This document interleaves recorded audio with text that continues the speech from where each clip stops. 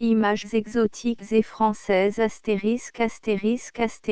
collection des petits chefs-d'œuvre contemporains publiés sous la direction de Florian Parmentier. Images exotiques et françaises par Pierre Mille, Paris, édition du Fauconnier, 74 rue Vasco de Gama, XVE.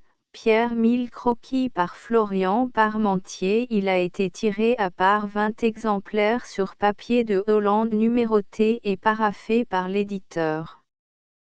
Pierre Mille, la vertu d'imaginer, est davantage au contact des gens et des choses que dans le silence de la méditation. Pierre Mille la possède au plus haut degré.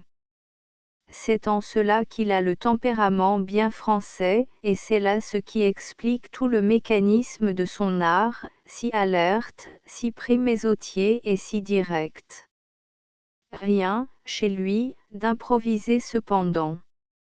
Son style, d'une simplicité savante, est celui d'un artiste.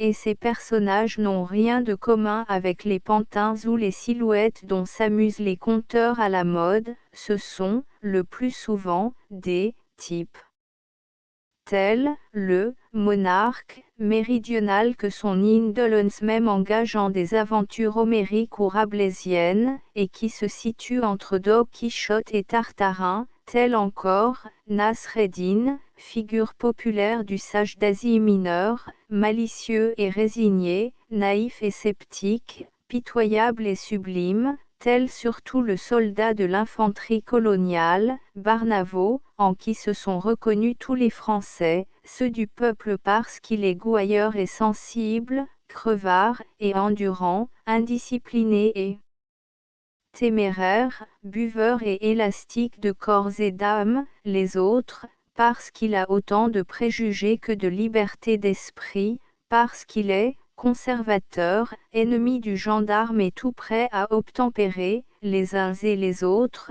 parce qu'il est bon diable et toujours à la hauteur des situations les plus diverses. Psychologue, Pierre Mille l'est de la façon la meilleure, sans phrases et sans prétention. Il observe, mais surtout il réfléchit. Les mobiles de ses personnages, comme ses impulsions propres, il les éclaire par un travail d'analyse qui réussit à faire passer les gestes et les paroles du domaine des idées à celui de la réalité. Souvent, il élève ainsi le fait divers à la hauteur d'un symbole. Et chaque fois qu'il s'avère original, c'est avec tant de naturel qu'on ne s'en aperçoit pas tout d'abord. Le lecteur, qui aime ce qui fait jouer l'esprit, a longtemps considéré Pierre Mille comme un humoriste, comme un amuseur. Ces histoires ont, en effet, un côté extérieur qui est plaisant, mais elles ont aussi un côté interne qui est sérieux et s'ouvre sur des profondeurs. Quand on envisage l'ensemble de son œuvre, la pensée qui s'impose d'abord à l'esprit est que les colonies ont vraiment joué un rôle prépondérant dans l'orientation spirituelle et la formation littéraire de ce conteur. Certes, il n'a donné au voyage que quelques années de son existence et il n'a consacré à l'exotisme qu'un tiers, peut-être, de ses ouvrages, mais c'est à la fréquentation de toutes les races répandues, sur la vaste terre, que l'on doit attribuer cette faculté éminente qui est la sienne de retrouver sous les gestes compliqués du civilisé, comme sous la pantomime effarée du sauvage, ou sous les réflexes de l'animal, le moteur commun, la grande puissance invisible, le mystérieux frisson qui anime et conduit tous les êtres. C'est d'ailleurs le contraste entre cette vie réelle, profonde, éternelle, qui façonne tous les êtres à la même image, et les conventions de l'homme social, les prétentions de l'homme civilisé, qui est la source intarissable de l'humour chez Pierre Mille. Cet humour, au surplus, sait se nuancer par instants de tendresse et d'émotion, et c'est alors que l'art du conteur devient si humain, si pénétrant, qu'on n'en saurait trouver de plus pathétique. Les pages qui suivent montreront que le père de Barnavo est à la fois un grand artiste, un magnifique écrivain, et un penseur. Pierre Mille est né à Choisy-le-Roi, Seine, le 27 novembre 1864, de parents venus de Lille. Licencié en droit et diplômé des sciences politiques, il est envoyé en Angleterre, en 1893, comme correspondant du Temps. En 1895, il est nommé secrétaire adjoint du gouverneur de Madagascar.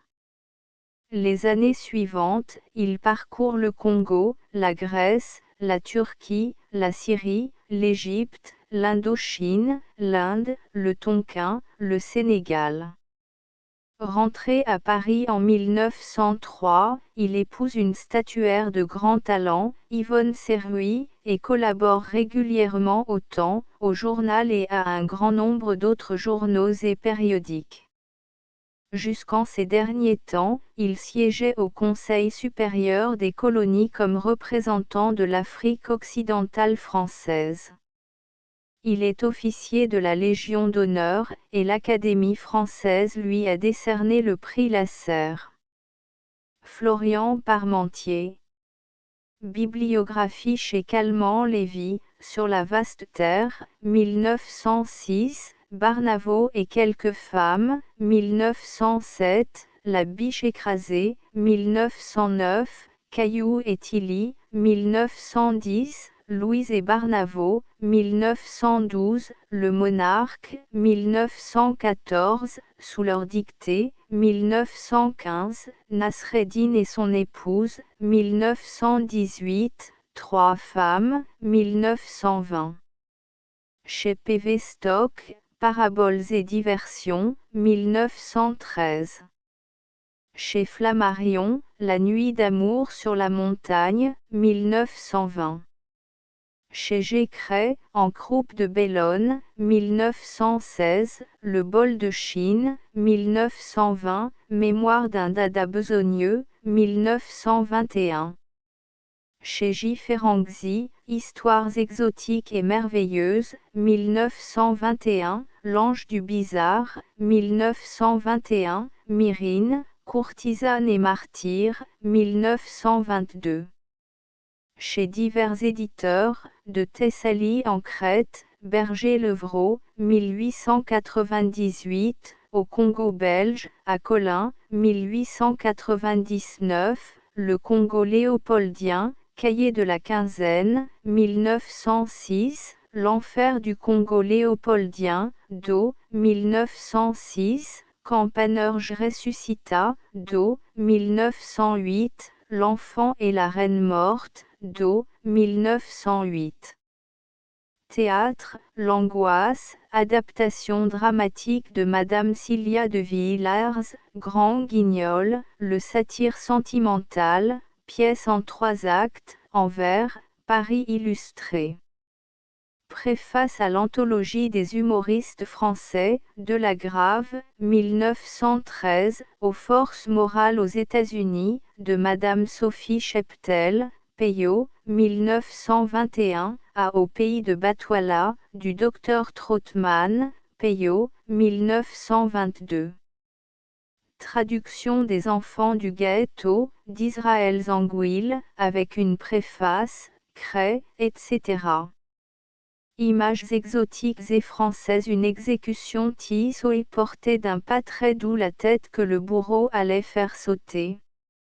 Pourtant, il le voyait très bien, le bourreau, qui marchait tout seul derrière le crieur chargé d'annoncer, dans une trompe mugissante, les crimes et la condamnation de se nommer Tissoy, pirate, rebelle et contrebandier. C'était un homme en souquenille rouge, aux belles jambes nues bien musclées, petit, mais fort, avec un gros cou, et qui appuyait sur son épaule un énorme sabre au large fer, et la poignée ronde de ce sabre était garnie de cordelettes vertes pour qu'elle fût mieux à la main. C'est ainsi qu'allait Tissoy. L'escorte de tirailleurs anamites était guettrée de bandes de toile jaune, habillées de kaki. Sous les chignons noirs et les chapeaux pointus, elle avait l'air d'une troupe de femmes costumées pour une pantomime de cirque, ou de gamins vicieux. Puis c'était le juge mandarin, très beau, très grave, vêtu d'une dalmatique violette comme une espèce d'évêque, assis sous un parasol vert, suivi de ses porteurs de pipes et de ses gardes, dont les blouses carrées proclamaient, en caractères chinois, tout écarlate, le nom et les titres de Monseigneur leur maître. Des pavillons claquaient, rouges, bleus et jaunes, des gommes envoyaient dans l'air des notes profondes, qui rendaient fou. Et à droite et à gauche, de chaque côté de la route plate, gorgée d'une eau invisible, jusqu'à l'horizon, brillaient les rizières encore jeunes. Elles étaient d'un vert très tendre, monotone, mais plaisant. Parfois, dans un fossé, des femmes barbotaient, sondant avec des nasses de jonc tressé la boue poisseuse. Elles y entraient presque jusqu'au col, puis, au son de la trompe terrible, en ressortaient couvertes d'une cuirasse de fange fraîche, couleur d'or. Et elles accouraient pour dévisager le prisonnier. Mais elles gardaient le silence, leur curiosité ne se traduisait que par un empressement un peu indiscret, et Tiisoï, que l'une d'elles gênait pour marcher droit, dit poliment, « Excusez le tout petit, vénérable dame. » Il avait salué en rapprochant les deux poings sur la poitrine, et elle lui rendit son salut. Tiisoï avait fait ça sans y penser. Il ne faisait plus que les gestes qu'on lui avait enseignés quand il était petit. Le cortège s'arrêta près de la tombe vide, creusée la veille par le condamné. On ne pouvait pas couper la tête à Tiisoï tant qu'il avait le cou pris dans la cangue, une chose faite comme deux barreaux d'échelle, avec les montants.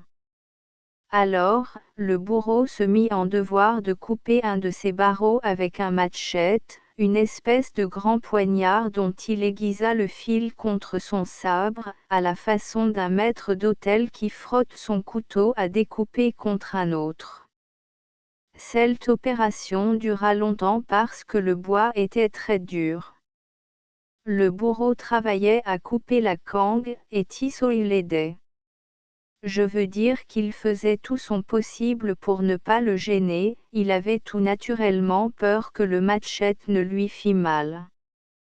Si vous avez jamais vu, en France, la soumission craintive d'un futur guillotiné quand on échancre le col de sa chemise, vous comprendrez ce que je veux dire. Tout près de lui, l'aide du bourreau planta un piquet en terre. La cangue était rompue. Par le milieu du corps, on attacha Tiisoï, les mains derrière le dos, au piquet. Voilà pourquoi il y avait un piquet. Puis on lui déroula son chignon, le bourreau empoigna les cheveux noirs à pleine main.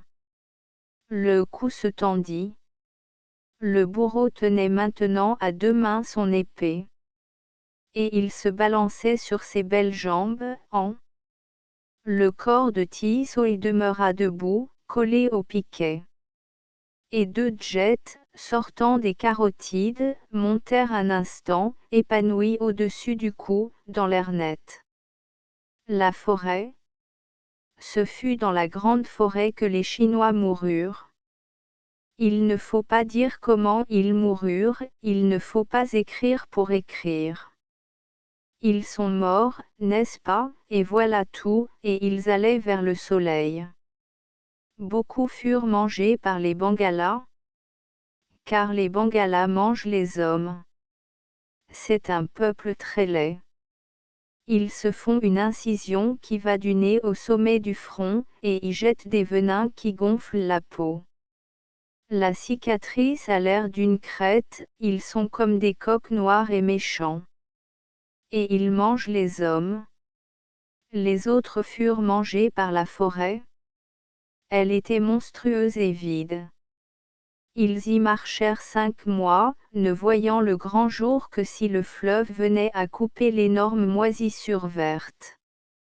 Mais il faisait des radeaux, des choses ingénieuses, des câbles de lianes, pour passer. Nul ne vit, dans la forêt. Les arbres, trop hauts, tuent les petites plantes, et les animaux eux-mêmes ne trouvent rien à manger. On entend, sans les voir, chanter des oiseaux et passer des singes en l'air. Il y a sur le sol des insectes, des serpents et des charognes. Les Chinois les ramassaient. Souvent l'odeur des fourmis cadavres leur souleva le cœur. Un autre jour, l'atmosphère leur parut douce comme le parfum d'une chambre aimée. Pourtant, ce n'étaient pas des fleurs qui sentaient de la sorte, c'étaient des champignons. Les premières bouchées qu'ils en mangèrent les firent vomir. Par bonheur, ils surent trouver au même endroit, dans la pourriture des arbres, de gros vers d'aspect immonde, qui n'étaient pas empoisonnés, et ce fut dans cette région qu'Hassan aperçut, en soulevant un tronc qui s'effondra en bout, une chose horrible qui remuait. C'était une bête faite comme une boule, avec une arête transversale épineuse, et des yeux tout en or vivant. Une espèce de glu, qui la couvrait, accrochait la boue et les détritus. Avec une baguette, Hassan gratta. Les deux flancs de la boule se gonflaient et s'abaissaient tour à tour, et la baguette ayant piqué la chose, elle marcha. C'était un crapaud. Il était aussi gros qu'une tête d'homme. Les pustules jaunes qui remontaient de son ventre à son échine semblaient des fleurs corrompues sur du fumier, et l'arête de son dos était comme une broussaille. Il bava du venin, misérablement. Puis, s'étant caché de nouveau sous les débris, il rendit une plainte longue et claire, ainsi que font tous les crapauds, quand ils appellent les femelles crapaudes. Hassan, qui avait très faim, pensa que peut-être on pourrait le manger. Mais cette bête lui faisait peur, et, comme il cherchait une longue branche pointue, pour la crever de plus loin, Chao-Wang cria, « Ne le tue pas. Il est si vieux. C'est le dieu de la forêt. » Oui, le crapaud paraissait incarner la forêt même, il était sale, humide, verdâtre et jaune, gigantesque, magnifique, informe, frémissant, hérissé, tout gonflé d'une horrible sève, et ses yeux savaient tout, ses yeux d'or vivant, ses tristes beaux yeux. Pourquoi était-il resté là, insensible à la peur, s'il n'était pas Dieu? Cependant la tristesse croissait sous les grands arbres. Les Chinois côtoyèrent des fleuves silencieux et presque sans pente, dont la seule vue pénétrait d'une horreur indéfinissable. L'eau en était toute noire sous les arbres noirs, d'où ruisselait une humidité éternelle, et, sur leurs rives, il y avait une espèce de sous-bois impénétrable, des lianes énormes, tordues comme des racines, des orchidées parasites dont les fleurs étaient obscènes, des vanillios et des serpents. Le soleil, comment marcher vers le soleil? On ne le voyait plus. Le jour était fait de brouillard, la nuit d'une obscurité si pesante qu'elle paraissait frapper la joue comme une aile de chauve-souris. Un jour, des flèches sifflèrent. Frêles comme des aiguilles, elles étaient chargées d'un venin presque foudroyant, et quand l'une d'elles avait touché le but, on voyait fuir, à travers les arbres, une ombre mince comme celle d'un enfant. C'étaient les nains de la forêt qui défendaient leur empire. Une petite feuille, fragment, quand un indigène a été, lui ou les membres de sa famille, victime d'une série d'accidents bizarres, répétés, mortels, épidémies, assassinats, assauts de bêtes féroces, il devine, ou plutôt il connaît, à n'en pas douter, que le mal est sur lui, l'assiège et le domine. Ne croyez pas qu'il se figure un démon, un être invisible mais ayant une forme, une stature, des organes. Non pas, c'est un spiritualiste, un pur, un vrai spiritualiste, que ce noir que vous considérez comme appartenant à l'une des races les plus dégradées du monde, cet homme à museau de bête, aux incisives limés en pointe, qui mange la viande pourrie des hippopotames repêchés dans les fleuves, morts depuis 15 jours, et parfois de la chair humaine. C'est un spiritualiste, je vous le répète, il croit à une force du mal sans forme, sans os, sans matière, sans dimension, qui peut s'étendre jusqu'aux confins de l'horizon et agir partout à la fois, ou se resserrer dans un espace aussi étroit que la tête d'une épingle. Alors il fait venir le sorcier qui peut guérir, le sorcier qui sait, qui voit avec les yeux de l'esprit les choses de l'esprit, le sorcier qui, par des enseignements reçus dans de véritables collèges de magie, cachés au fond des forêts et dont nul n'approche, peut vaincre, peut contraindre et lier ces choses. Je ne vous décrirai pas les cérémonies de déprécation, elles varient suivant les lieux, l'esprit mauvais qu'il faut combattre, les méthodes car elles ne sont point partout les mêmes inculquées dans ces singuliers gymnases de la science noire.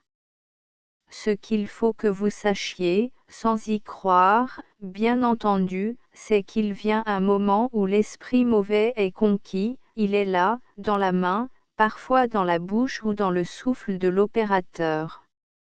C'est alors qu'une dernière conjuration le force à s'enfermer dans l'objet que le sorcier désigne, une pierre, une simple feuille, qui contient toute sa perfidie. Cette pierre ou cette feuille, on la cache dans une statuette pareille à celle que vous voyez, et qui en est le gardien, le geôlier, si vous aimez mieux. Mais ce geôlier, pour plus de sûreté, on l'enterre au loin dans la brousse ou bien on le noie, il gardera sa proie avec lui, éternellement. Et si elle échappe à ce geôlier? Ah! Dame, fille idiote, alors, c'est l'histoire du génie des 1001 nuits. Quand on le laisse sortir de sa bouteille, il reprend sa liberté et sa puissance. Et, continua Pirrotte, qu'est-ce qu'il porte sur le ventre, le bonhomme geôlier qui est là? Une pierre ou une feuille? Je n'en sais rien, répliqua Idiot d'un air indifférent. J'ai gardé cette statuette pour la faire photographier, ça deviendra une planche dans un de mes bouquins. Je n'y attache pas d'autre importance. Mais, insista Pirrotte, ému de curiosité, est-ce qu'on peut regarder? Si vous voulez. Avec la pointe de son canif, Pirrotte fit sauter la petite lamelle de mica qui couvrait le tabernacle. C'est une feuille, dit-il. Et comme elle est restée verte, on dirait qu'on vient de la cueillir. Le perfide esprit qu'elle contient l'aura conservé, fit Idiot en riant. Ou plutôt le manque d'air? N'importe, je serais curieux de savoir de quel végétal elle provient. C'est une feuille de palétuvier, affirma Idiot avec décision. De palétuvier. Mon cher, vous n'errez jamais, sans doute, quand il s'agit de magie imitatoire. Mais vous sortez de votre domaine, ça, une feuille de palétuvier. Et vous, le botaniste, qu'est-ce que vous en dites? Moi, C'est une monocotylédonée, sûrement, mais... Permettez-moi donc de la garder quelques jours. J'y regarderai de plus près, au laboratoire du muséum. À votre aise, dit Idiot, à votre aise. Mais dites donc, pourtant, quoi? La force du mal, vous savez, la force qui est dedans. Allons donc, fit Pirrotte. Est-ce que vous croyez à cette histoire-là? Vous ne voudriez pas, répondit Idiot. Pourtant, l'homme qui me l'a rapporté y croyait, lui, il avait vécu 15 ans au Gabon. Oui, dit Pirot, ça donne la couche, comme ils disent. C'était l'habitude de Pirot et de Madame Idiote, quand ils se quittaient, de ne pas sortir ensemble du petit rez-de-chaussée de la rue Berriot. Pirot partait le premier. Il embrassa son amie une dernière fois avant qu'elle remît sa voilette, et s'éloigna en fermant la porte derrière lui. Dans la rue, il s'aperçut qu'il pleuvait. Voilà bien ma veine, songea-t-il, ce temps-là va me coûter une voiture. La modestie relative de ses ressources lui imposait l'économie. Mais il se résigna et se mit à courir sur la chaussée, hélant les fiacres et les automobiles. Un autobus, d'une allure impétueuse, arriva sur lui comme un projectile. « Imbécile !» cria le chauffeur.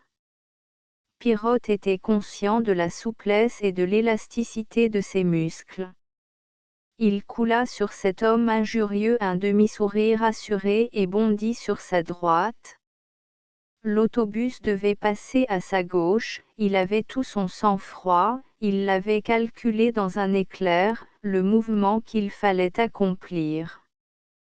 Mais l'autobus dérapa sur la chaussée glissante, fit une embardée, arriva sur lui, formidable, terrible, inévitable. Nom de Dieu! Cria le chauffeur en bloquant ses freins. Il était trop tard, Pirot sentit l'énorme roue de bois et de caoutchouc bardée de fer lui broyer l'épaule.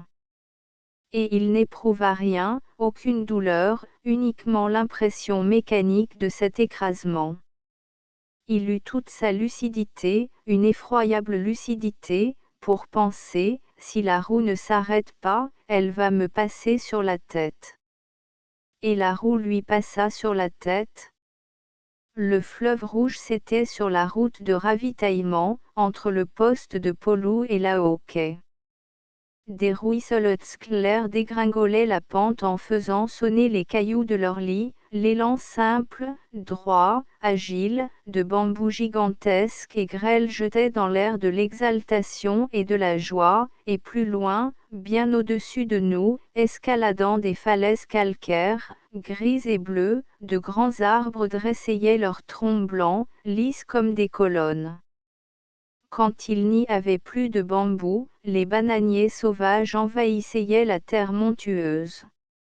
Autour de leurs tiges rondes, molles et si pleines de sève qu'il en sortait tout de suite une bave claire quand on y enfonçait sa canne, leurs énormes feuilles s'enlevaient symétriquement pour entourer la hampe retombante d'une fleur plus longue que le bras, d'un rouge sombre, riche et chaud comme le velours d'une bannière de procession, et, sur cette grande fleur tranquille, on eût dit d'autres fleurs plus petites, plus rouges, presque écarlates, tremblotantes, c'étaient de petits oiseaux qui s'envolaient tous ensemble quand nous passions, des oiselets ivres de miel.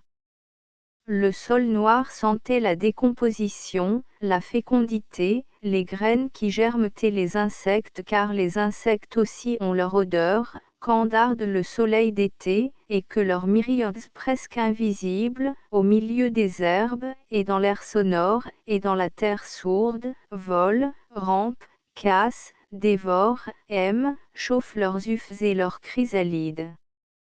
Plus loin, au-delà des végétations qui déferlaient, c'était le fleuve rouge, large déjà comme la Seine, fougueux, hoqueteux de rapides, sali des argiles sanglantes arrachées aux rocs pourris des hautes terres, qu'il portait vers le sud, là-bas, jusqu'au delta du Tonkin populeux, et de grandes jonques chinoises faisaient effort pour le remonter.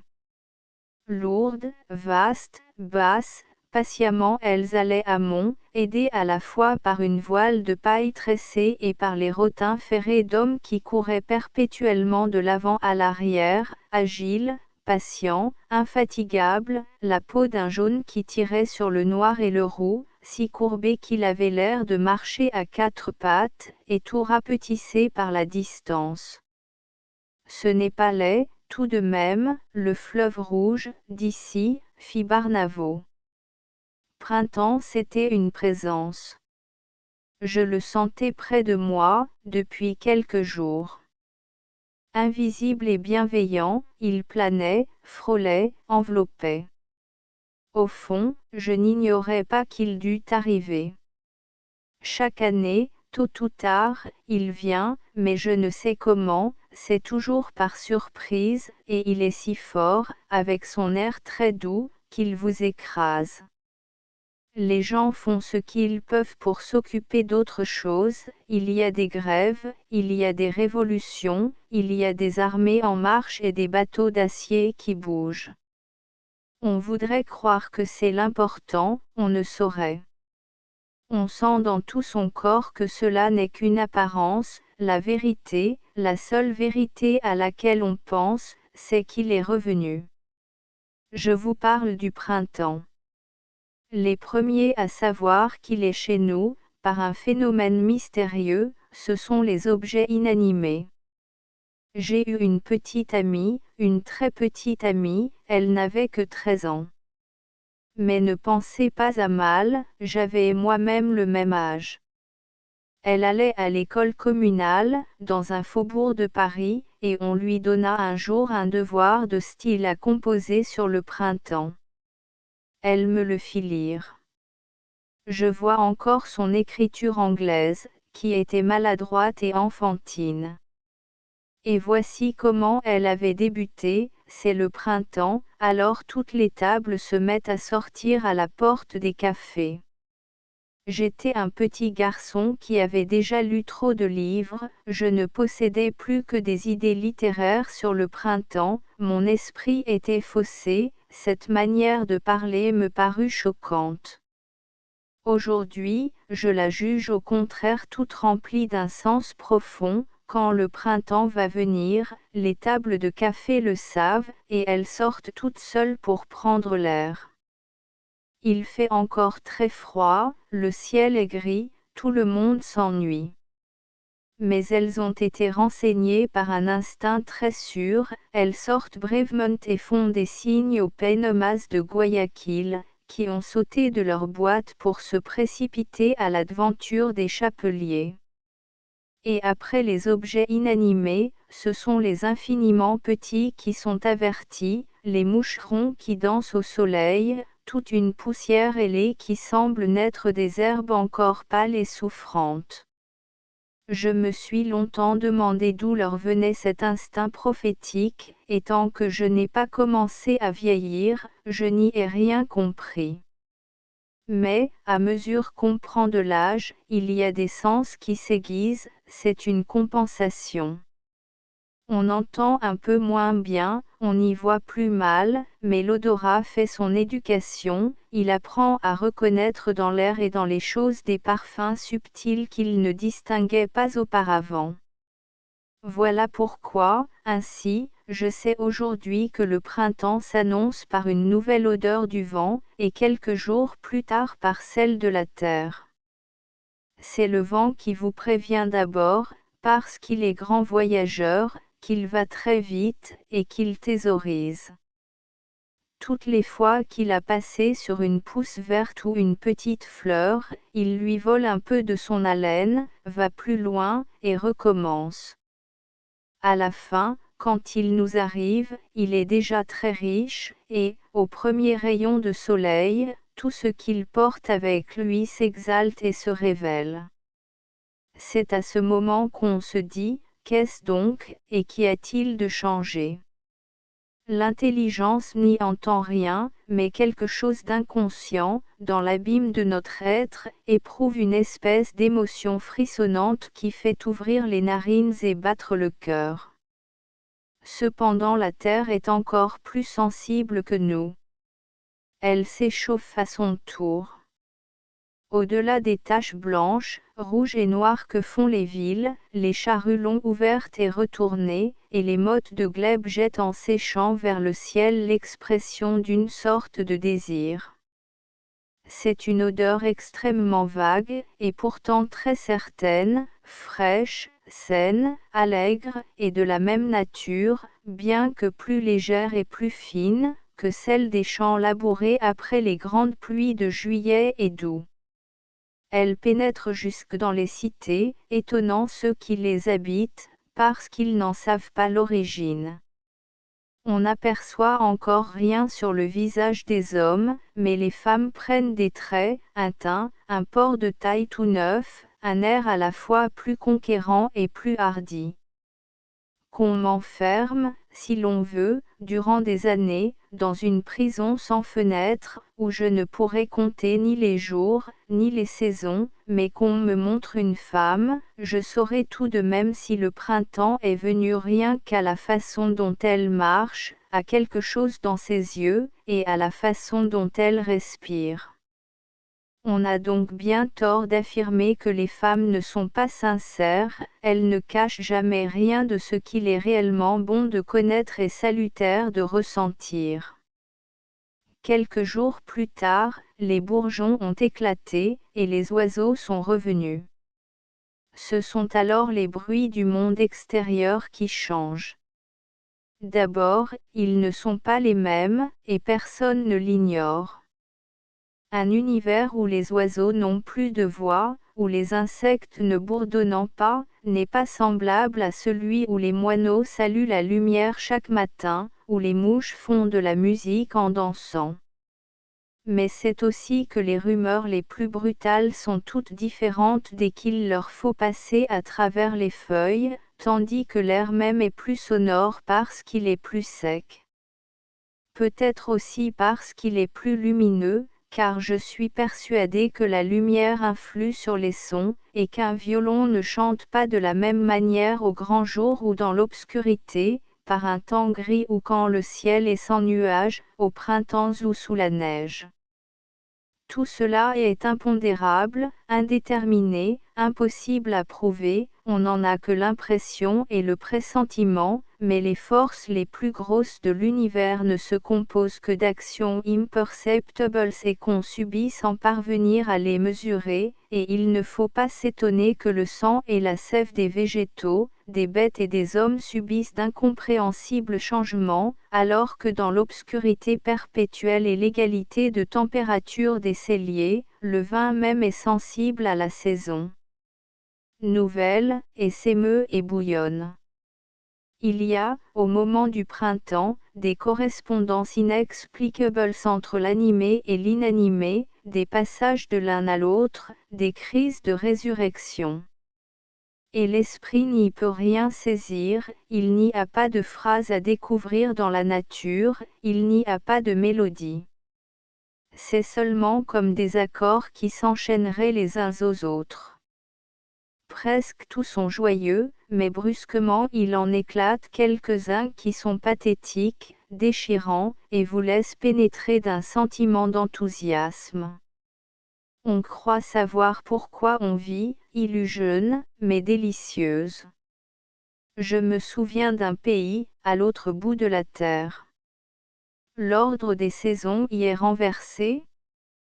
Aussitôt que la fraîcheur de l'hiver y a disparu, le sol rouge s'y couvre de la floraison rose des pêchers sauvages, car les pêchers, introduits il y a moins d'un siècle par les Européens, s'y sont répandus avec une incroyable rapidité.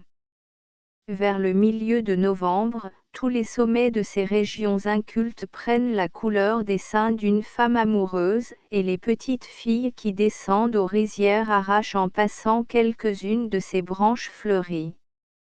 C'est le moment où l'on comprend le mieux que les sentiments du peuple qui vit sur cette terre ne sont pas absolument différents d'une autre, et que tous les pays où il y a un printemps pourront un jour avoir la même âme, les autres demeureront barbares. On s'étonnera que, dans ces quelques lignes où il est parlé du printemps, il soit question de tout, excepté d'amour. C'est que l'amour n'est qu'un des effets de cette résurrection, il ne vient qu'à cause du reste. On dirait qu'on ouvre une porte, à l'aube, dans une demeure sombre, où une petite bête câline aurait erré toute la nuit pour savoir ce qui lui manque. Elle aperçoit la terre éclairée, l'espace et la vie, elle s'échappe et bondit. Voilà tout. Mais c'est très beau. La danse Isidore Duncan danse.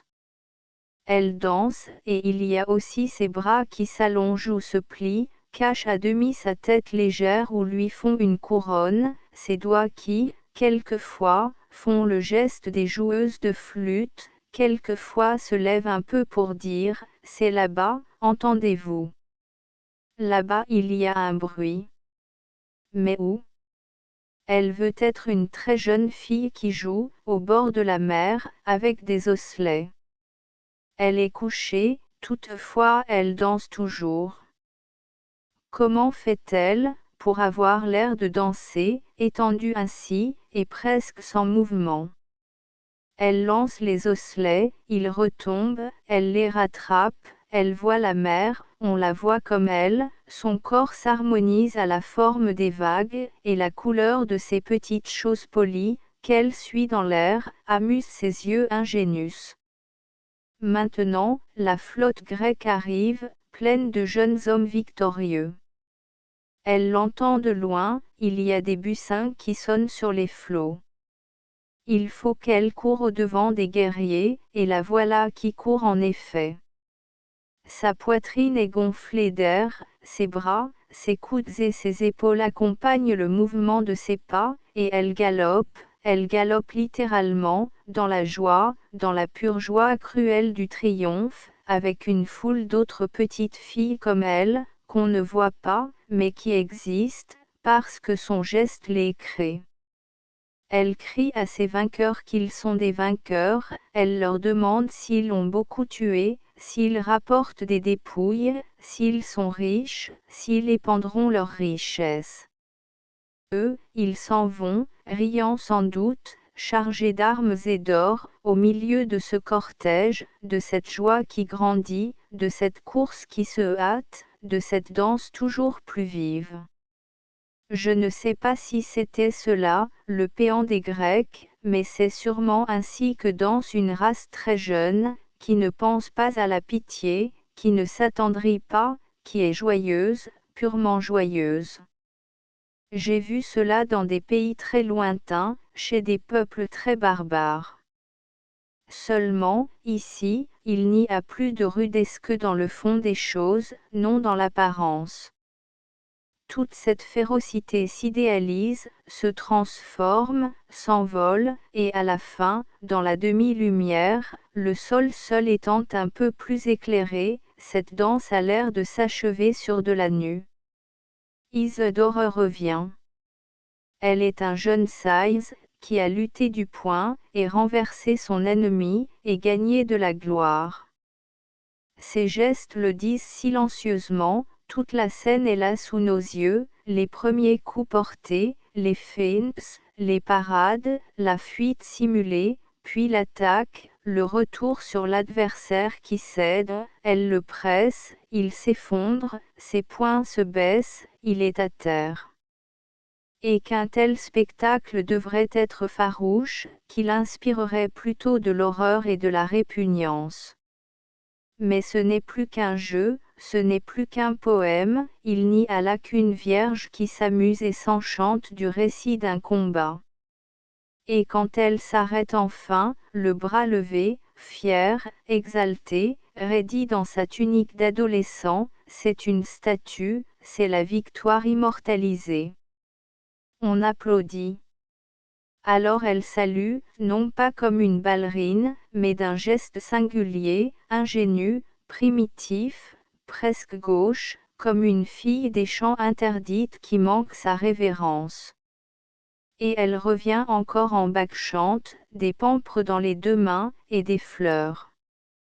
Les fleurs, elle les jette, ou les froisse, les pampres, elle les garde, les brandit, en fait comme le moyen d'une espèce d'incantation, car, en vérité, comment, sans sorcellerie, me croirais-je ainsi transporté sur un coteau, au milieu des vignes, et d'où viendrait cette odeur de vin et cet étourdissement? Il n'y a qu'Isadora qui danse, voilà tout. Une femme fait sur un plateau, devant ses rideaux gris, couleur de chat de Siam, des pas qui ne sont même point des pas de danse, qui n'appartiennent à aucune danse connue. Est-ce donc suffisant? Mais elle s'effile, mais elle grandit, mais ses pieds se rapprochent, et ses hanches se gonflent et ses bras s'unissent, c'est une amphore qui danse, une amphore qui bondit, pleine de vin. En vérité, je suis ivre moi-même. Ce n'est pas une amphore, c'est une femme qui est ivre avec moi, qui a bu, jusqu'à trébucher, le jus fermenté de la cuve, et qui déclenche sa tête, par coups secs, comme si elle ne tenait plus sur ses épaules. Et les pampres s'éparpillent, et les mains ne se dirigent plus que vers des choses confuses, obscures, ardentes, désirées, du plaisir diffus, du plaisir qui est en elle, et qu'elle voit dehors. On n'est pas plus ivre, décidément, puisque moi-même je suis ivre à la regarder, et que j'entends, je vois tant de choses, un paysage, des cris, un vignoble, des cyprès, et Bacchus, et Silène, comme sur les images qui se mettaient à vivre et bouger, du temps que j'étais enfant et que j'avais du génie, comme tous les enfants. Mais on n'est pas plus déchaînée et plus harmonieuse, plus pleine de la joie du vin et plus réservée. On n'éprouve pas plus fortement toutes les passions qui privent de pudeur avec plus de pudeur. Oui, oui, c'est l'ivresse divine, celle qui est un rite, une prière, celle qu'il fallait simuler, avec art et suivant des formules, pour qu'il y eût du vin l'année prochaine, celle qui avait disparu du monde. Une femme vient de la retrouver par divination, par instinct, ou peut-être, au contraire, par l'espèce de sensibilité cérébrale, rouée, consciente et naïve à la fois, qui caractérise sa race. On ne sait pas. Il est possible qu'Isadora ignore une foule de choses et qu'elle invente le reste, qu'elle mélange une infinité d'époques, et que cela n'ait aucune importance, et même vaille mieux. Tout à l'heure, quand elle a dansé, tout l'univers et nous-mêmes avions 3000 ans de moins, il est probable que ce miracle essentiel est fait de bien peu, sinon d'elle-même. Les pigeons le canot dériva 7 nuits et 7 jours. Les gens, entassés, sans courage pour réagir, ne remuaient déjà plus. Madame Edmé, la chanteuse charmeuse de pigeons, avait perdu connaissance. Armis d'épaules, dans les bras l'un de l'autre, résistait mieux. Il y a tant de vie dans les enfants. Tout à coup, Paul dit, d'une voix presque inintelligible, les pigeons. Au-dessus du canot, des ailes planaient. Armis d'épaules les reconnurent. Elles leur paraissaient pourtant plus grandes, plus confuses qu'ils ne les avaient jamais vues, et comme entourées d'ombre. Elles tournoyaient, toujours plus proches, elles vissaient leur spirale dans l'air, au-dessus de cette coque hésitante, où personne ne ramait depuis bien longtemps. Oui, c'étaient les pigeons. On avait jeté à la mer, faible secours pour ceux que le choc de l'épave y avait précipités, leurs cages d'osier, après les avoir ouvertes. Alors, ils avaient pris leur vol, les oiseaux d'aventure. Ils avaient cherché, en cercle toujours plus vaste, une terre pour se nourrir, une fontaine où se désaltérer. Mais ces jours étaient pis que ceux du déluge. Aussi loin que leur force avait pu les porter, ils n'avaient rien vu, rien que les vagues amères et les glaçons sinistres. Voilà pourquoi ils revenaient, vaincus, vers leur point de départ. Cette pauvre petite chose de désastre qui tremblotait sur les eaux funestes, ils la prenaient pour un abri. Des hommes, il y avait des hommes sur elle. Ils croyaient, sans doute, que les hommes qui savent donner, quand ils veulent, la mort aux créatures, peuvent aussi toujours les nourrir et les abreuver. Les pattes repliées, les plumes humides, abaissant leur essor épuisé, ils venaient demander du secours avec confiance. Sans pouvoir la comprendre, ils frôlèrent cette agonie. Le grand pigeon d'argent, à la gorge amoureuse, reconnut Madame Edmé. Il s'abattit vers elle, éployé sur son cou, pour la dernière fois. Les pigeons, répondit Armide, qui délirait, font leur tour, le dernier numéro. Alors, c'est fini, on va bientôt partir.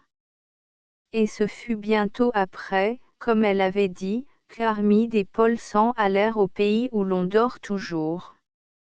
Le serin dans une cage, à la fenêtre de la chambre d'enfant, un serin chantait, un beau serin jaune. Comme il chantait, l'oiseau couleur de tulipe sauvage, comme il chantait. Aussitôt qu'il voyait le soleil, sa gorge se gonflait, son petit bec tremblait une seconde, comme s'il allait bégayer, et puis il chantait, de toutes ses forces, des airs inventés, perpétuellement neufs. C'est encore un problème bien difficile à résoudre que de savoir pourquoi toutes les sympathies des poètes, et même des foules, vont au rossignol et jamais au serin. Il se peut que ce soit parce que le serin consent à chanter dans une cage, et en plein jour. Mais alors, c'est de l'ingratitude. Je pense toutefois, pour avouer toute ma pensée, que le serin est au rossignol ce que la sérénade italienne contemporaine est au lied allemand. L'oiseau des vieux murs et des jardins feuillus a des accents qui vont au cœur, on ne sait par quel chemin, l'autre a l'air seulement d'être la voix du soleil qui rit dans les rues. Mais c'est déjà bien beau, et on lui devrait de la reconnaissance, on n'en montre aucune. Pourtant, il y a tant de personnes qui préfèrent, au fond, la musique à fleur de peau. Le lied allemand ne plaît pas à tous les Français. Je voudrais savoir ce que nous penserions du rossignol s'il était jaune, en cage, chanteur de ruse et de plein jour. Jimmy et Wilkie, l'un s'appelait Jimmy, l'autre Wilkie. Et voilà 7 ans, déjà, qu'il était dans la mine. Un matin, ils furent étonnés qu'on ne vint pas les chercher pour les atteler au chariot. D'abord ils jouirent de ces instants de paresse, mais ils ne tardèrent pas à s'ennuyer. Et puis le silence et le vide inusité de la mine les inquiétaient. Même elle était plus noire et plus triste que d'habitude, on n'y voyait plus ces 1000 petites lueurs qui viennent du fond des galeries, on n'y entendait plus le tumulte des équipes qui descendent et remontent 3 fois par 24 heures et leur servaient à compter le temps. Enfin, quelques jours plus tard, leurs gardes détachèrent leur licol. De même ils sortirent de l'écurie, d'instinct ils allèrent se ranger à l'endroit d'où partent les rails de fer qui s'enfoncent dans la galerie principale. Mais on les détourna doucement pour les faire entrer dans la grande cage, sous le puits. Et, brusquement, ce fut le jour. Le jour, devant leurs pauvres yeux dont les poussières de charbon avaient rougi la sclérotique, et l'obscurité perpétuelle dilaté la pupille, le jour, et bien plus, et terrible, le jour de l'aube, avec une grande chose ronde suspendue en l'air, qui resplendissait, rayonnait, dardait, brûlait.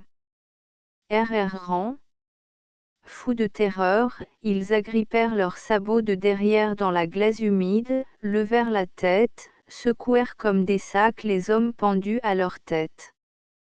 Ils voulaient fuir, fuir en arrière, retourner au noir paternel, hospitalier, nourricier, connu, conduisez-les tout de suite à l'écurie de surface, dit quelqu'un, il n'y a que demi-jour, ça les habituera.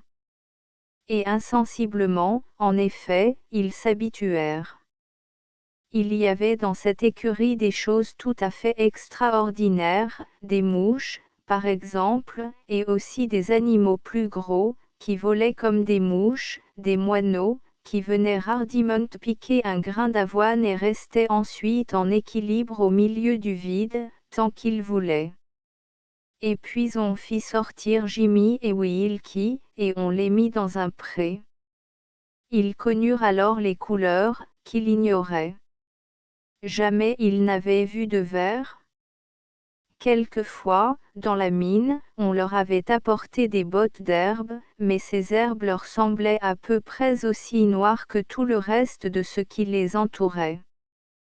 Tandis que ce pré était vert, d'un vert éclatant, et il y apparaissait de petites taches jaunes et blanches, qui sont des fleurs.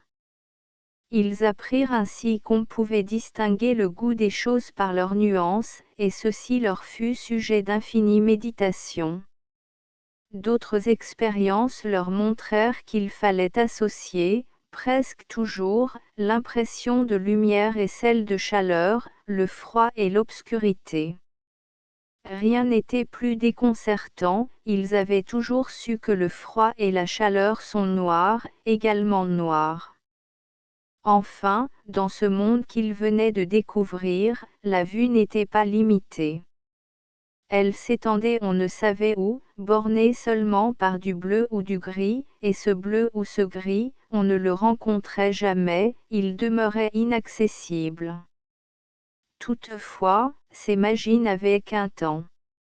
Après une douzaine d'heures, les choses redevenaient comme avant, c'est-à-dire naturelles, normales, raisonnables. Et pourtant ce moment leur était pénible, tandis que tous ces jeux de couleurs et de clarté leur inspiraient une allégresse incompréhensible. Souvent, effarés, ils couraient dans leurs prés, sous le soleil, comme de jeunes chevaux. Donc, ils n'avaient pas rêvé, ces choses existaient. Des souvenirs ressuscitèrent en eux de leurs premières années. Ils furent des chevaux comme tous les chevaux, des chevaux de jour, qui dormaient la nuit. Puis il arriva que les bords de la mine se remplirent d'hommes. La grève était finie. Jimmy et Wilkie se retrouvèrent, sans savoir comment, dans la nuit souterraine. Maintenant, ils associaient des phénomènes entre lesquels, auparavant, jamais ils n'avaient entrevu de lien. Quand la cage remontait, elle allait dans ce lieu très vaste où il y avait des couleurs. Il hennissait en la voyant partir. Quelques mois plus tard, Jimmy prit une fluxion de poitrine. Il languit 5 ou 6 jours et mourut. Et quand Wilkie s'aperçut qu'on mettait son camarade dans la cage, il l'envia. Les moments intenses. Je voudrais que quelqu'un, quelque penseur subtil et consciencieux étudiât, pour nous la révéler, la cause, qui me demeure mystérieuse, de l'intensité de certains moments. Car notre vie mentale, notre puissance et notre activité mentale ne sont faites que de ces moments-là. Les autres n'échappent pas tout, sans doute, à notre souvenir, mais ce ne sont que des matériaux inertes qui ne prennent de valeur que lorsque nous les allons chercher pour les mettre en place. Tandis que ces minutes d'intensité, ce sont des sommets. Ils culminent, ils nous dominent. Il nous semble n'avoir vécu que pour eux, et surtout par eux. Assez souvent, ce n'est pas l'objet qui cause ces joies subites, ces espèces de clarté sereine. Comme la venue de la grâce, c'est un mystère. Cela vient de l'intérieur de l'être. On ne sait pourquoi, injustement, il s'ouvre en vous une source temporaire, fugace, d'intelligence ou de sensibilité. Fût-on entre les 4 murs d'une prison, ou dans la nuit, dans le noir, le moment éclate, il est là. Je ne sais quel critique, un voyant, a écrit, avoir vu Dieu, c'est s'être vu soi-même. Telle est l'explication qu'il donne de l'extase mystique, et ne pourrait-on dire la même chose, dans les mêmes termes, de ces minutes d'intensité. On a le sentiment d'une énergie, d'un pouvoir sans limite, et d'un besoin d'aimer, de se donner, de s'aliéner, mais au fond pour absorber tous ceux à qui on se donne.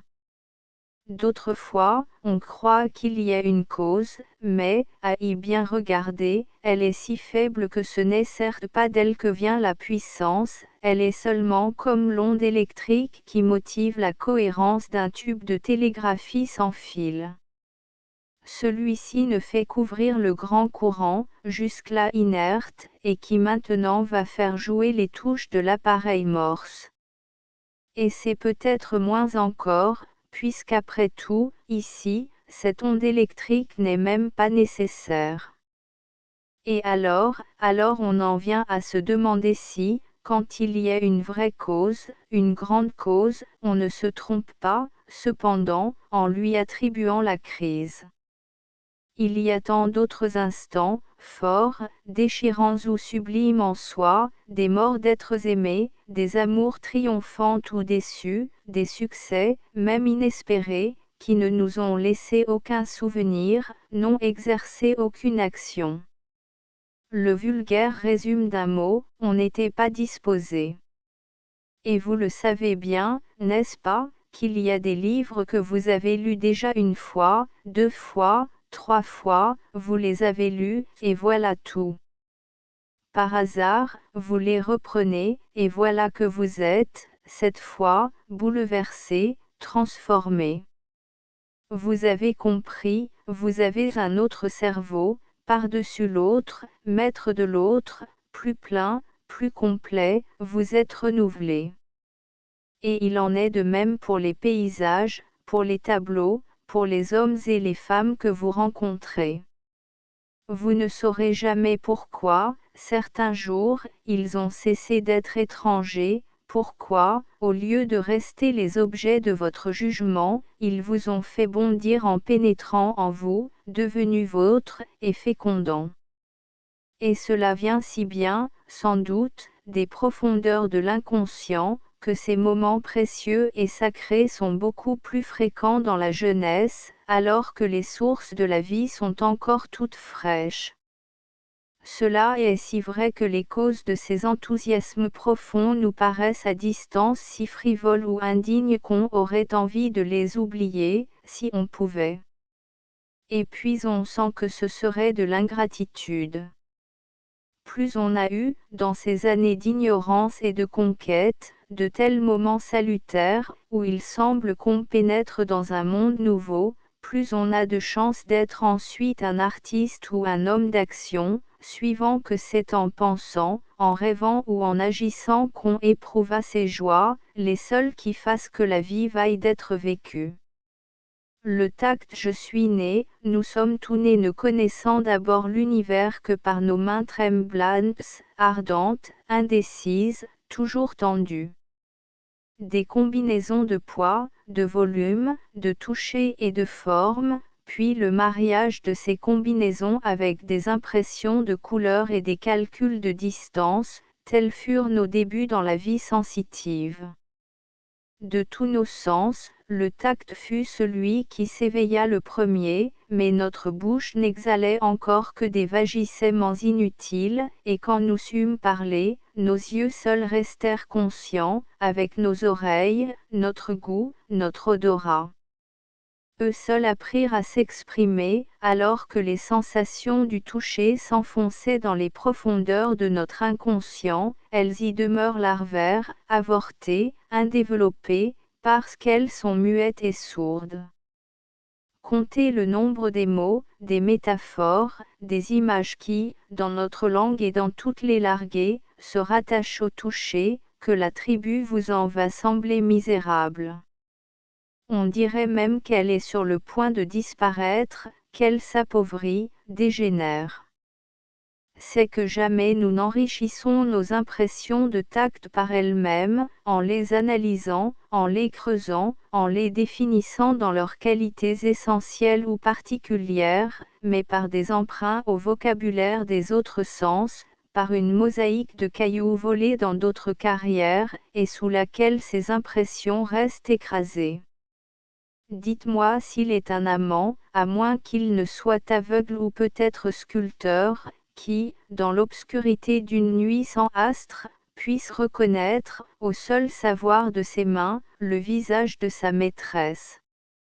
Et pourtant ce sens négligé reste à la base, c'est lui qui supporte tous les autres, qui cause tous les autres, sans lui, tous les autres ressemblent à un homme sans squelette. Mais si c'était pour ce motif qu'on le néglige, qu'on le tait, par une sorte d'involontaire pudeur, comme s'il portait en lui quelque chose de si solennel, intime, profond, qu'il en devient obscène, et qu'il paraisse qu'il faille n'en point parler. Il est l'émanation le plus directe de nos corps, il est comme nos corps mêmes, il participe à leur nudité, il est nu, peut-être fait-il peur. Et alors il est proscrit. Proscription dont n'osèrent point appeler les hardis poètes, les plus furieux contempteurs des plus antiques lois morales, ceux enfin qui se vantèrent de glorifier les sens, tous les sens, et d'évoquer les échos pour lesquels ils s'assemblent, s'unissent et se complètent, les parfums, les odeurs et les sons se répondent. Il n'est pas question du toucher. Les revenant toute la première partie de son existence, on l'a passé à s'affirmer comme quelqu'un de nouveau sur la face du monde, de différent, presque en révolte. On était issu d'une souche, on croit n'avoir rien de commun avec elle. Les dernières années de l'adolescence, et toute la jeunesse, on les use à se dégager de ses traditions, de sa direction, même physiquement. On rit des gens qui demandent « à qui ressemble-t-il » On n'est pareil à personne, on en est sûr, on en est fier. On n'a pas la même carrière, les mêmes costumes, les mêmes muresses, et on ne voudrait pas. On est si convaincu de sa personnalité qu'à la fin c'est une affaire qui paraît liquidée, une question qui ne se pose plus. Il y avait si peu de ressemblance entre vous et celui qui avait la barbe blanche et les yeux pâles, ou celle qui terminait ses jours au coin du feu, même avec les aînés qui vous ont précédé sur la route. Ah! Certes, l'univers a changé, mais c'est le mien. Et il n'a plus rien de pareil avec celui où il vivait. C'est le mien, qu'ils gardant le leur, qui va disparaître avec eux. Les années coulent. Brusquement, il se produit un petit fait, quotidien, banal, habituel. Il faut prendre pourtant une décision, donner un avis, agir. On prononce des paroles, on donne un ordre, on fait un geste, et ce n'est plus soi qu'on entend, qui décide et qui bouge, on a dit les mêmes choses que ceux qui ne sont plus, on a fait comme ils auraient fait. Et la voix, même la voix. Comme elle est semblable à l'une de celles qui jadis ont frappé vos oreilles. Voilà qu'on est arrivé à l'âge où l'on a commencé de les connaître, où l'on peut se rappeler les avoir connus, et l'on n'est plus que leur écho, leur prolongation presque identique, le vivant de l'ombre qu'ils sont à cette heure, une ombre toute puissante et plus réelle que vous-même, puisque c'est elle qui vous mène et vous traîne. Ce sont eux qu'on retrouve et ce n'est plus soi celui qu'on croyait être. Impression redoutable et presque décourageante. On se demande, où est le progrès, alors? Où est l'autonomie de mon être, ma liberté, ma force? Ce n'est pas vrai, cette emprise, cette domination, cette résurrection qui me tue. On regarde ses mains, et on aperçoit les veines des vieux, à la même place, les veines, ce premier secret du corps intérieur qu'avait caché la pulpe de la jeunesse. Son visage. Maintenant, ce n'est plus le vôtre, c'est celui de l'ancêtre qui apparaît, parfois directement, sans intermédiaire, comme s'il s'était emparé de vous, parfois à l'image évoquée d'un de ces fils qui vous avait précédé dans la vie, et dont vous aviez songé, lui, on ne peut le nier. Ce n'est pas comme moi, il lui ressemble. Mais il n'y avait pas que lui. Votre orgueil s'exaltait sur un mensonge. On veut réagir, on proteste, je le savais, ou plutôt je m'en doutais. Je suis de ma race, et le même sang me refait les mêmes os et les mêmes chairs. Mais il y a ma pensée. Elle est à moi, ma pensée. On revient sur tous les actes de son existence, sur le mal, sur le bien, sur les œuvres, sur les rêves, les ambitions. Et d'abord on respire. Ah! Il vous appartient en propre, ce domaine, il ne venait de personne, il n'ira à personne. Ici, je suis chez moi. Tout à coup, un souvenir d'enfance, un de ces souvenirs qu'on aimait, précieux et puissants, s'évoque et s'impose. Que de choses sont sorties de lui, comme il était féconde, comme il a prolifié. Mais de qui l'ai-je reçu? Cette sensation forte et souveraine, pourquoi l'ai-je éprouvée? Je n'étais rien, je me laissais vivre. Ce sont eux qui m'ont guidé, qui m'ont conduit. J'étais dans le lieu qui leur plaisait, j'ai lu les livres qu'ils m'ont laissé lire, j'ai marché derrière leurs pas.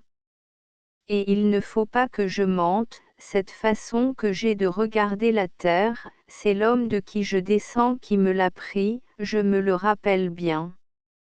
J'ai fait attention au lieu même où il faisait attention, de la même manière. Et jamais, j'en ai conscience, je ne jugerai les femmes autrement que lui et celle qui m'a enfanté, je les considère à travers eux. Le spectre, il a vu le spectre. On lui avait bien dit qu'il viendrait. On le dit à tous les hommes, depuis les premiers jours de leur enfance, et ils ne le croient jamais. Au fond, on ne croit sérieusement, absolument, qu'à ce qui fut l'objet d'une expérience personnelle, d'un petit commencement, à tout le moins, d'expérience personnelle. Vous-même, si vous êtes jeune, croyez-vous que vous vieillirez? Certes, vous avez vu vieillir autour de vous, vous savez qu'on vieillit, que c'est une loi inéluctable. Et toutefois, n'en ayant aucune expérience, ne pouvant d'avance vous rendre compte de quelle manière vous vieillirez, vous n'êtes pas sûr. Si vous osiez, vous avoueriez un scepticisme. Un jour, cependant, le spectre de la vieillesse apparaît, et il surprend. Pourtant, il ne s'est pas conduit avec vous d'une façon brutale, on n'a rien à lui reprocher. Il ne vous a arraché les cheveux ni broyé les dents.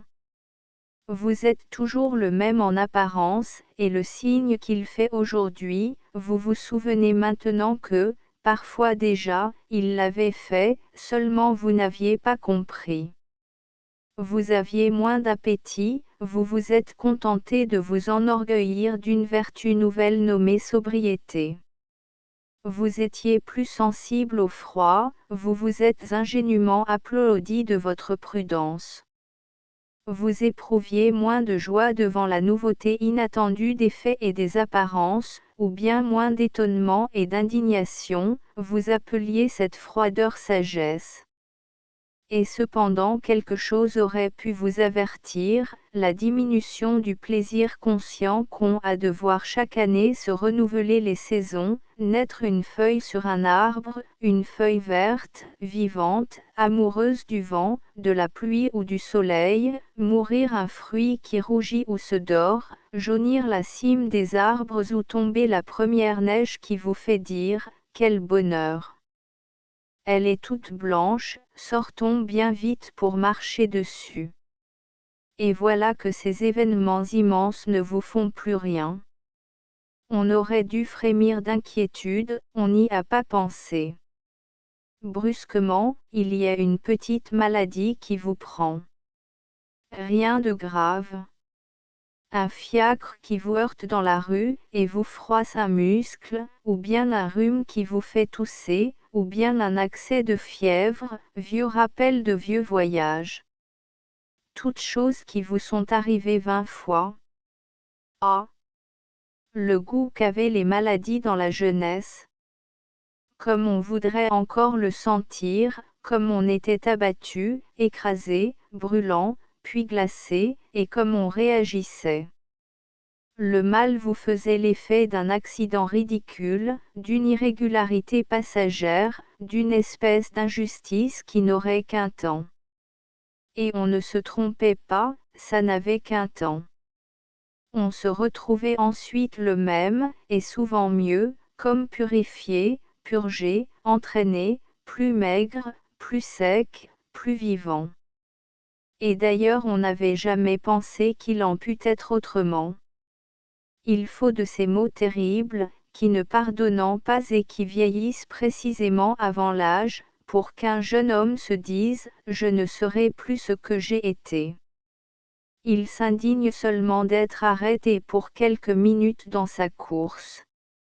En vérité, le type de toutes les maladies de jeunesse est le mal de dents, atrocement douloureux, irritant à vous faire perdre toute patience, et humiliant parce qu'on sait, de toute son intelligence et de tout son instinct, qu'il n'a aucune importance. On se sent momentanément déchu, on se refuse à cette déchéance, et, aussitôt qu'on en est sorti, on se promène pour dire « ce n'était pas vrai, me voilà, moi ». Vous pouvez regarder, je suis le même. Mais, au contraire, cette fois, le spectre de la vieillesse est venu jusqu'à la porte.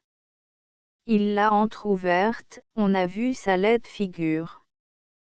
Tout de suite, il est parti, mais on sait qu'il est dans l'escalier, et qu'il y restera toujours.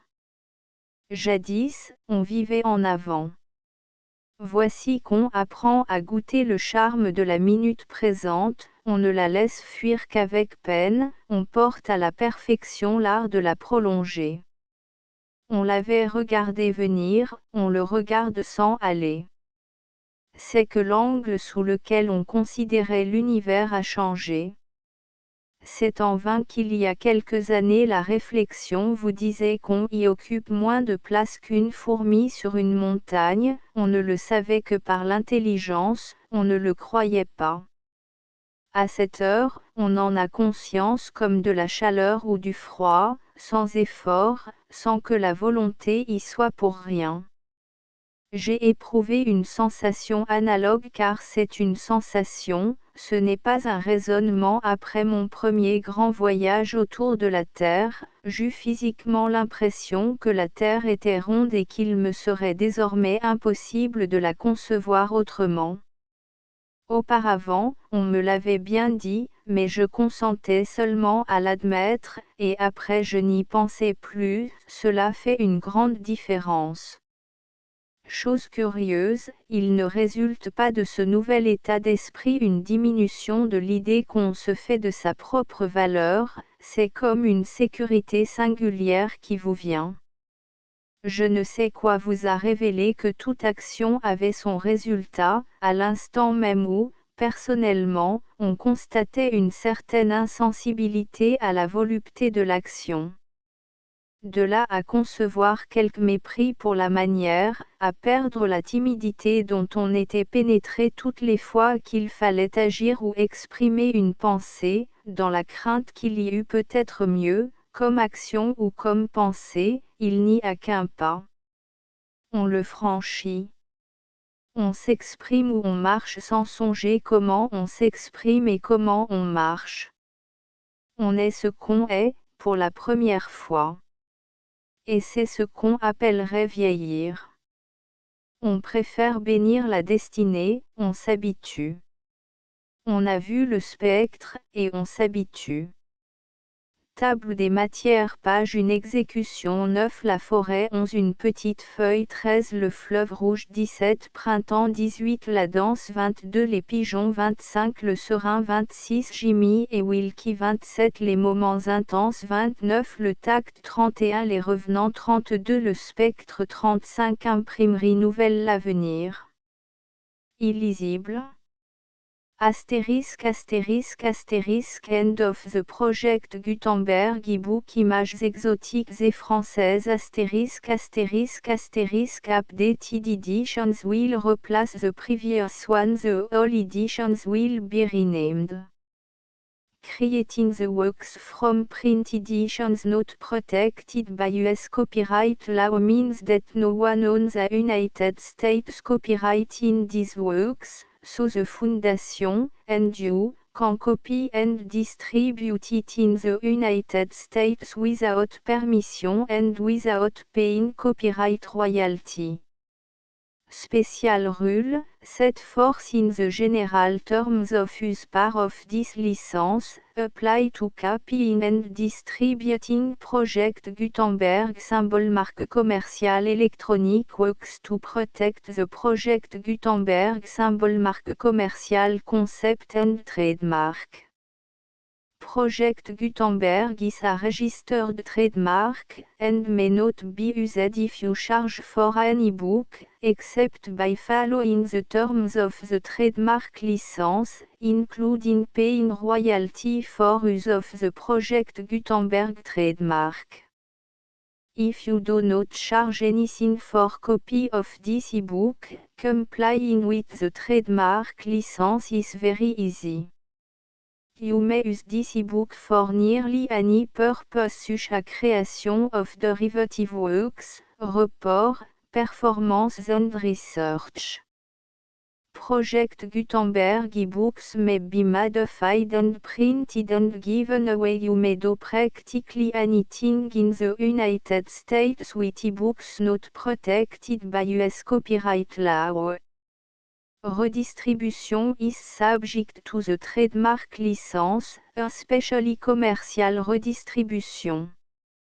Start, full license. The full Project Gutenberg license. Please read this before you distribute or use this work to protect the Project Gutenberg symbol marque commerciale mission of promoting the free distribution of electronic works, by using or distributing this work, or any other work associated in any way with the phrase Project Gutenberg, you agree to comply with all the terms of the full Project Gutenberg symbol marque commerciale licence available with this file or online at www.gutenberg.org/licence. Section 1. General Terms of Use and Redistributing Project Gutenberg symbol marque commerciale electronic works 1.a by reading or using any part of this Project Gutenberg symbol marque commerciale electronic work, you indicate that you have read, understand, agree to and accept all the terms of this license and intellectual property, trademark / copyright, agreement. If you do not agree to abide by all the terms of this agreement, you must cease using and return or destroy all copy of Project Gutenberg symbol marque commerciale electronic works in your possession. If you paid a fee for obtaining a copy of or access to a Project Gutenberg symbol marque commerciale electronic work and you do not agree to be bound by the terms of this agreement, you may obtain a refund from the person or entity to whom you paid the fee as set forth in paragraph 1.e.8. 1.b Project Gutenberg is a registered trademark. It may only be used on or associated in any way with an electronic work by people who agree to be bound by the terms of this agreement. There are a few things that you can do with most project Gutenberg symbol marque commercial electronic works even without complying with the full terms of this agreement. See paragraph 1.c below. There are a lot of things you can do with Project Gutenberg symbol marque commercial electronic works if you follow the terms of this agreement and help preserve free future access to Project Gutenberg symbol marque commercial electronic works. See paragraph 1.e below. 1.c. The Project Gutenberg Literary Archive Foundation, the Foundation or PGLAF, owns a compilation copyright in the collection of Project Gutenberg symbol marque commercial electronic works. Nearly all the individual works in the collection are in the public domain in the United States. If an individual work is unprotected by copyright law in the United States and you are located in the United States, we do not claim a right to prevent you from copying, distributing, performing, displaying or creating derivative works based on the work alone as all references to Project Gutenberg are removed. Of course, we hope that you will support the Project Gutenberg symbol marque commercial mission of promoting free access to electronic works by freely sharing Project Gutenberg symbol marque commercial works in compliance with the terms of this agreement for keeping the Project Gutenberg symbol marque commercial name associated with the work. You can easily comply with the terms of this agreement by keeping this work in the same format with its attached full Project Gutenberg symbol marque commercial license when you share it without charge with others. 1.d. The copyright laws of the place where you are located also govern what you can do with this work. Copyright laws in most countries are in a constant state of change. If you are outside the United States, check the laws of your country in addition to the terms of this agreement before downloading, copying, displaying, performing, distributing or creating derivative works based on this work or any other Project Gutenberg symbol marque commercial work. The Foundation makes no representations concerning the copyright status of any work in any country other than the United States. 1.e Unless you have removed all references to Project Gutenberg. 1.e.1. The following sentence, with active links to, or other immediate access to, the full Project Gutenberg symbol marque commercial license must appear prominently whenever any copy of a Project Gutenberg symbol marque commercial work, any work on which the phrase Project Gutenberg appears, or with which the phrase Project Gutenberg is associated, is accessed, displayed, performed, viewed, copied or distributed. This ebook is for the use of anyone anywhere in the United States and most other parts of the world at no cost and with almost no restriction whatsoever. You may copy it, give it away or reuse it under the terms of the Project Gutenberg license included with this ebook or online at www.gutenberg.org. If you are not located in the United States, you will have to check the laws of the country where you are located before using this ebook. 1.e.2.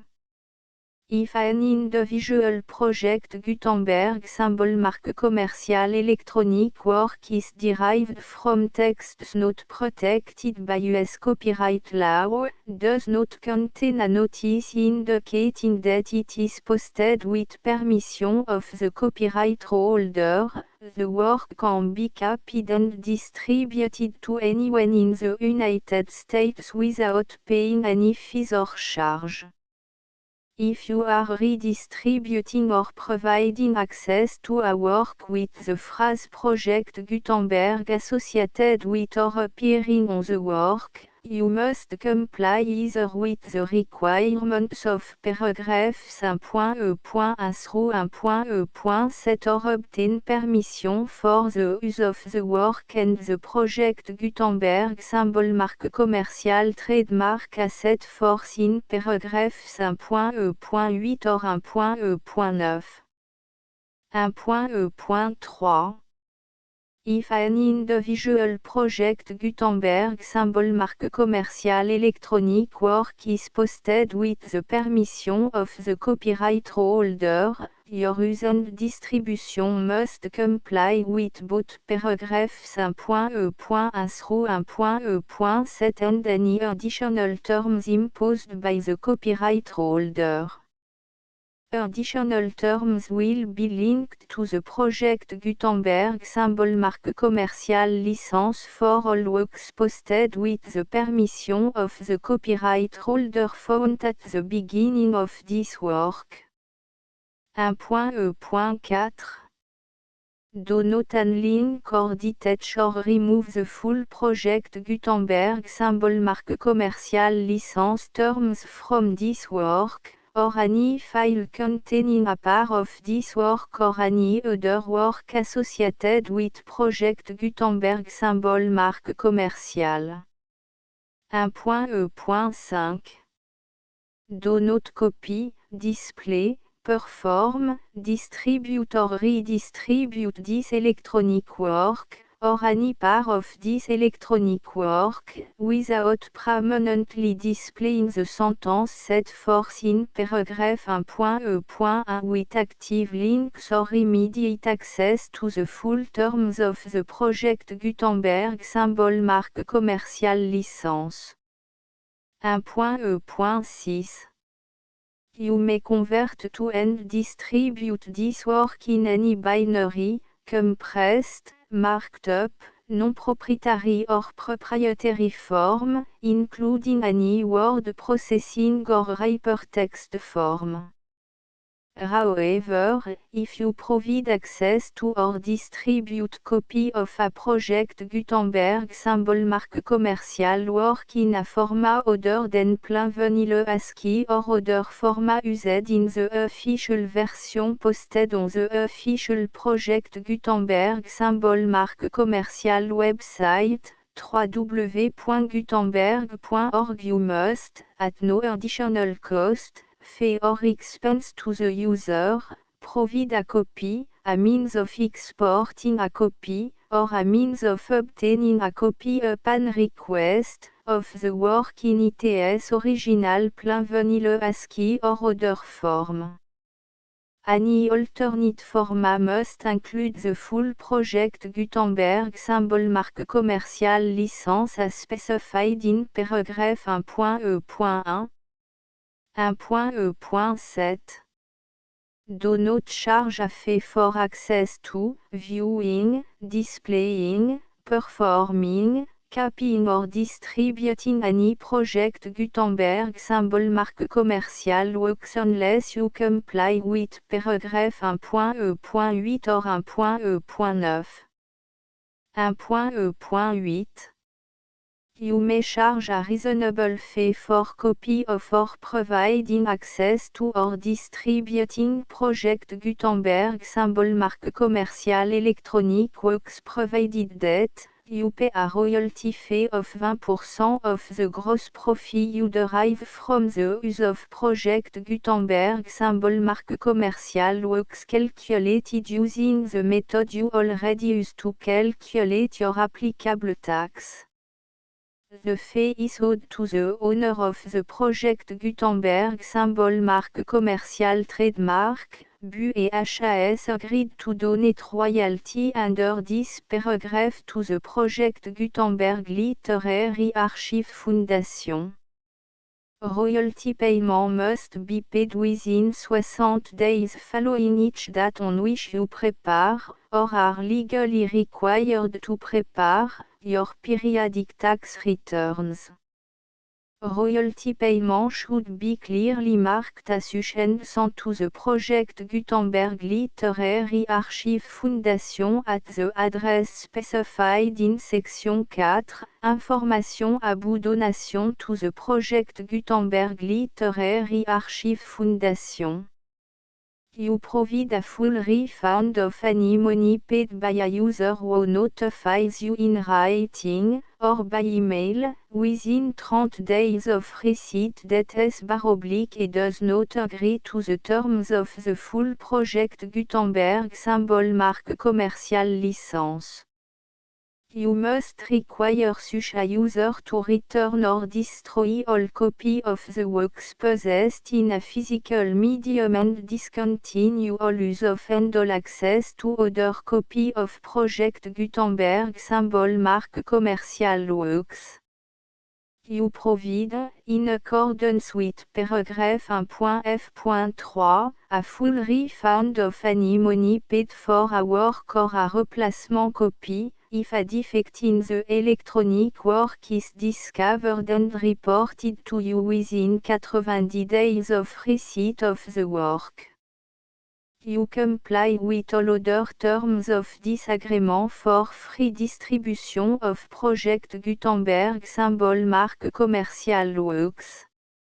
1.e.9 If you wish to charge a fee or distribute a Project Gutenberg symbol marque commercial electronic work or group of works on different terms than are set forth in this agreement, you must obtain permission in writing from the Project Gutenberg Literary Archive Foundation, the manager of the Project Gutenberg symbol marque commercial trademark. Contact the Foundation à set forth in section 3 below. 1.f1.f.1 Project Gutenberg volunteers and employees expend considerable effort to identify, do copyright research on, transcribe and proofread works not protected by US copyright law in creating the Project Gutenberg symbol marque commercial collection. Despite these efforts, Project Gutenberg symbol marque commercial electronic works, and the medium on which they may be stored, may contain defects such as, but not limited to, incomplete, inaccurate or corrupt data, transcription errors, a copyright or other intellectual property infringement, a defective or damaged disk or other medium, a computer virus, or computer code that damage or cannot be read by your equipment.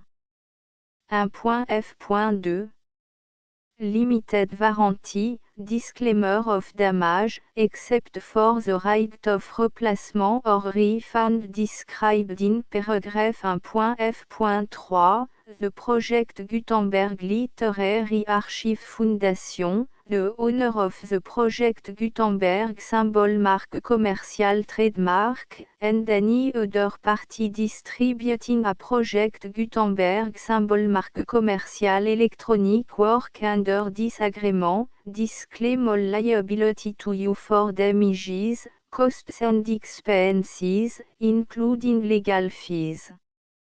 You agree that you have no remedy for negligence, strict liability, breach of warranty or breach of contract except those provided in paragraph 1.f.3. You agree that the Foundation, the trademark owner, and any distributor under this agreement will not be liable to you for actual, direct, indirect, consequential, punitive or incidental damages even if you give notice of the possibility of such damage. 1.f.3 Limited right of replacement or refund. If you discover a defect in this electronic work within 90 days of receiving it, you can receive a refund of the money, if any, you paid for it by sending a written explanation to the person you received the work from. If you received the work on a physical medium, you must return the medium with your written explanation. The person or entity that provided you with the defective work may elect to provide a replacement copy in lieu of a refund. If you received the work electronically, the person or entity providing it to you may choose to give you a second opportunity to receive the work electronically in lieu of a refund. If the second copy is also defective, you may demand a refund in writing without further opportunities to fix the problem. 1.f.4 Except for the limited right of replacement or refund set forth in paragraph 1.f.3, this work is provided to you as, with no other warranties of any kind, express or implied, including but not limited to warranties of merchantability or fitness for any purpose. 1.f.5 Some states do not allow disclaimers of certain implied warranties or the exclusion or limitation of certain type of damages. If any disclaimer or limitation set forth in this agreement violates the law of the state applicable to this agreement, the agreement shall be interpreted to make the maximum disclaimer or limitation permitted by the applicable state law. The invalidity or unenforceability of any provision of this agreement shall not void the remaining provision. 1.f.6 Indemnity. You agree to indemnify and all the foundation, the trademark owner, any agent or employee of the foundation, anyone providing copy of Project Gutenberg symbol marque commercial electronic works in accordance with this agreement, and any volunteers associated with the production, promotion and distribution of Project Gutenberg symbol marque commercial electronic works, harmless from all liability, costs and expenses, including legal fees, that arise directly or indirectly from any of the following which you do or cause to occur. A. Distribution of this or any Project Gutenberg symbol marque commercial work. B. Alteration, modification, or addition or deletions to any Project Gutenberg symbol marque commercial work. And C. Any defect you cause. Section 2. Information about the mission of Project Gutenberg symbol marque commercial. Project Gutenberg symbol marque commercial is synonymous with the free distribution of electronic works in format readable by the widest variety of computers including obsolete, old, middle-aged and new computers. It exists because of the effort of hundreds of volunteers and donations from people in all walks of life. Volunteers and financial support to provide volunteers with the assistance they need are critical to reaching Project Gutenberg symbol marque commercial's goals and ensuring that the Project Gutenberg symbol marque commercial collection will remain freely available for generations to come. In 2001, The project Gutenberg Literary Archive Foundation was created to provide a secure and permanent future for Project Gutenberg symbol marque commercial and future generations. To learn more about the project Gutenberg Literary Archive Foundation and how your efforts and donations can help, see section 3 and 4 and the Foundation information page at www.gutenberg.org. Section 3. Information about the project Gutenberg Literary Archive Foundation. The project Gutenberg Literary Archive Foundation is a non-profit 501 (c)(3) educational corporation organized under the laws of the state of Mississippi and granted tax-exempt status by the Internal Revenue Service. The Foundation SEIN or Federal Tax Identification Number is 64 à 6 221 541. Contribution to the project Gutenberg Literary Archive Foundation are tax deductible to the full extent permitted by U.S. federal laws and your state's laws. The Foundation's business office is located at 809 North 1500 West, Salt Lake City, U84116, 801, 596 à 1887. Email contact links and up-to-date contact information can be found at the Foundation's website and official page at www.gutenberg.org/contact. Section 4. Information about donation to the project Gutenberg Literary Archive Foundation. Project Gutenberg symbol marque commercial depends upon and cannot survive without widespread public support and donation to carry out its mission of increasing the number of public domain and licensed works that can be freely distributed in machine-readable form accessible by the widest array of equipment including outdated equipment. Many small donations, $1 to $5,000, are particularly important to maintaining tax-exempt status with the IRS. The Foundation is committed to complying with the laws regulating charities and charitable donations in all 50 states of the United States. Compliance requirements are not uniform and it takes a considerable effort, much paperwork and money fees to meet and keep up with these requirements. We do not solicit donations in locations where we have not received written confirmation of compliance. To send donation or determine the status of compliance for any particular state, visit www.gutenberg.org/donate. While we cannot and do not solicit contributions from states where we have not met the solicitation requirements, we know of no prohibition against accepting unsolicited donations from donors in such states who approach us with offers to donate. International donations are gratefully accepted, but we cannot make any statements concerning tax treatment of donations received from outside the United States. US laws alone swam for small staff. Please check the Project Gutenberg web page for current donation methods and addresses.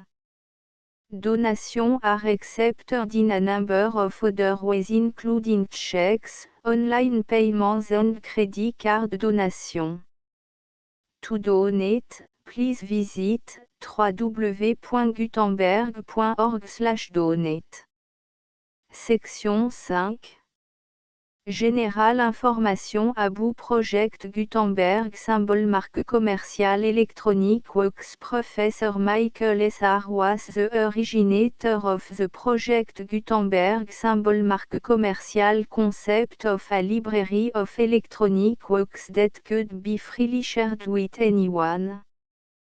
For 40 years, a produced and distributed Project Gutenberg symbol marque commerciale e-books with only a loose network of volunteer support.